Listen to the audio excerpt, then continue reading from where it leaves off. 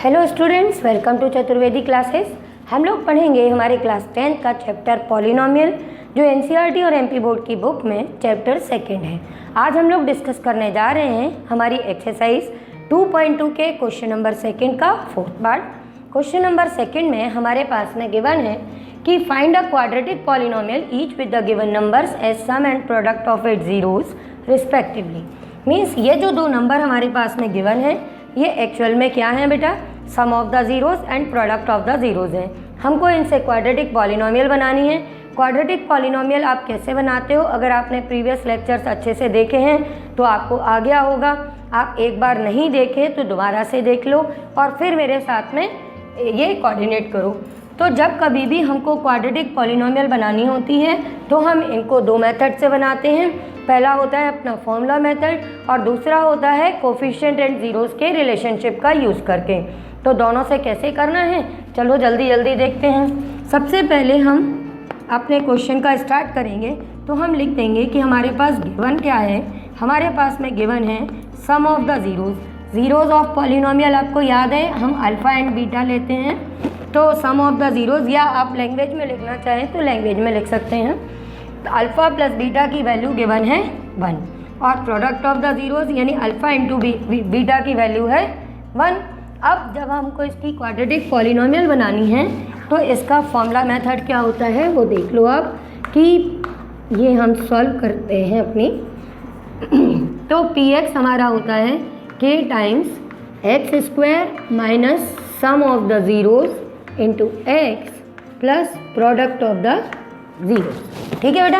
अब इसको सॉल्व कैसे करेंगे हम लोग, इसको सॉल्व करेंगे तो ये अपना हो जाएगा k times x square, sum of the zeros आपको मिल चुका है 1 है तो 1 इंटू एक्स और प्रोडक्ट ऑफ द जीरोस भी है 1, तो ये आपका इस तरह से आंसर आ जाएगा। ये आपका फॉर्मूला मेथड से क्वेश्चन कंप्लीट हो गया। अब आप दूसरे मेथड पे ध्यान दे लो बेटा। ज़रूरी नहीं है कि आप दूसरे से करो या इससे करो, आपको जो मेथड आ जाए आप उससे कर लेना। दूसरे वाले में हम किस चीज़ का यूज़ करेंगे कि हमको मालूम है कि जो सम ऑफ द ज़ीरोज़ होता है वो हमारा किसके इक्वल होता है, वो इक्वल होता है हमारा negative coefficient of x divided by coefficient of x square. ये हमने कहाँ से लिखा बेटा कि हमारी क्वाड्रेटिक पॉलिनोमियल का स्टैंडर्ड फॉर्म क्या होता है, x square plus b x plus c होता है। तो अपने पास में एक्स का कोफिशिएंट क्या होता है बेटा बी, तो ये negative coefficient of x divided by coefficient of x square. तो हम पूरा नहीं लिखेंगे, डायरेक्ट लिख देंगे कि alpha plus beta negative b upon a के इक्वल होता है। अल्फ़ा प्लस बीटा की वैल्यू 1 है तो 1 नेगेटिव बी अपॉन ए के इक्वल आ जाएगा। और उसके बाद में अल्फ़ा इंटू बीटा की वैल्यू किसके इक्वल होती है, सी अपॉन ए, जो आपने इस तरह से पढ़ा है कि सी क्या है आपकी कॉन्स्टेंट टर्म और divided by coefficient of x square.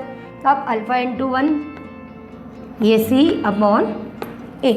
अब क्या करना होता है इसके बाद कि अगर डिनोमिनेटर नहीं है तो आप 1 डाल लो और सबसे पहले ए की वैल्यूज़ को कंपेयर करो।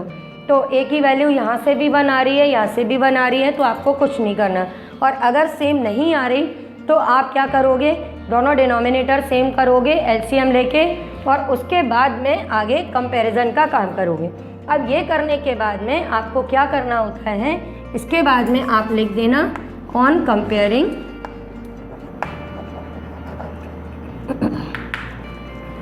जब आप कंपेयर करोगे तो यहाँ से आपको b की वैल्यू क्या मिलेगी, -1। तो आप -1 नहीं लिखना बेटा, क्योंकि ये इनका रेशो गिवन है 1/1। हो सकता है ये 4/4 हो, कैंसिल करोगे तो भी 1/1 आएगा, 5/5 हो तो भी 1/1 आएगा। तो आपको पता नहीं है कि ये 1/1 किस सेंस में लिखा है, तो आप क्या करोगे, आपको मालूम भी नहीं है कि ये 1 किसका मल्टीपल है, तो आप b की वैल्यू लिख देना -1 के a की वैल्यू के। ये बेटा हम लोग 7th 8th में भी करते आ रहे हैं ना कि जब कोई चीज़ का ये 1/1 मीन्स ये 1:1 दिया है, तो जब रेशो में कोई चीज़ होती है और हम उनकी वैल्यू लिखते हैं तो उसके साथ में k लिख देते हैं, तो ये हमने k लिख दिया। अभी तक आप x लिखते आ रहे थे, पर क्योंकि अपनी पॉलिनोमियल में x वेरिएबल में यूज़ होता है तो हम लोग यहाँ पे नहीं यूज़ करेंगे। और c की वैल्यू भी 1 के आ रही है, तो 1 आप लिखो ना लिखो कोई दिक्कत नहीं है। ये हो गया। तो अब हम लिख देंगे देयरफॉर रिक्वायर्ड पॉलिनोमियल इज, अब पॉलिनोमियल का स्टैंडर्ड फॉर्म लिखेंगे पहले, ax² plus bx plus c।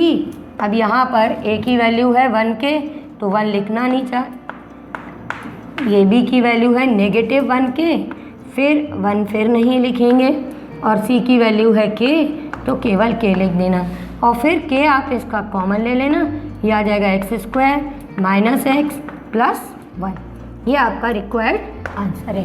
देखो बेटा, दोनों मेथड से आप सॉल्व करोगे, आंसर आपका सेम आएगा।